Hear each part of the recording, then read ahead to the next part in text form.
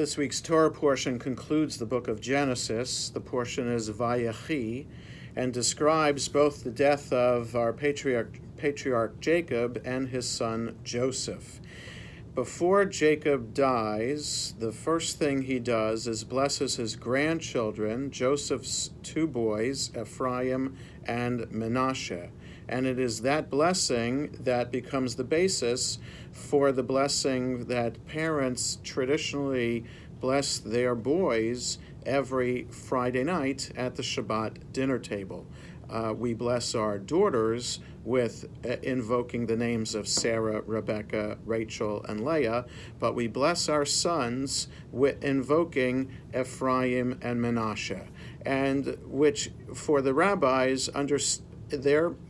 understanding of why we choose Ephraim and Manasseh and not Abraham, Isaac, and Jacob to correspond with Sarah, Rebecca, Rachel, and Leah is because of the very fact that Ephraim and Manasseh were born in Egypt and, by having Hebrew names, maintained their Jewish identity in a foreign place, a place outside of the land of Israel. And that represents a message for all of us today. Most of the Jewish community, just by a little bit now, there are 9 million people who live in Israel, and about 8 million of them are Jewish, almost overtaking the rest of the Jewish population of the diaspora. The diaspora Jewish community is still the largest community in the world, and in the diaspora outside of the land of Israel, we have to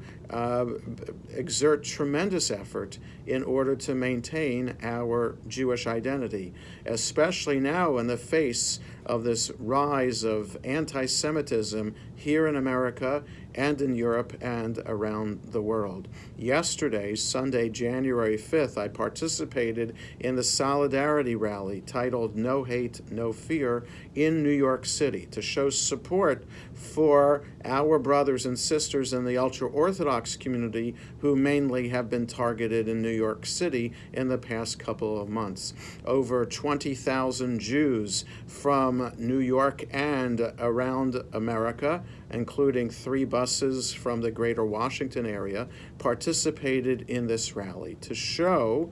as we remember Ephraim and Manasseh of 3,000 years ago, that we are doing our best to fight for our identity, to strengthen our identity, and ensure that no matter where we are in the world, that we will be safe and that we will be protected and that we will maintain our rights as a Jewish people to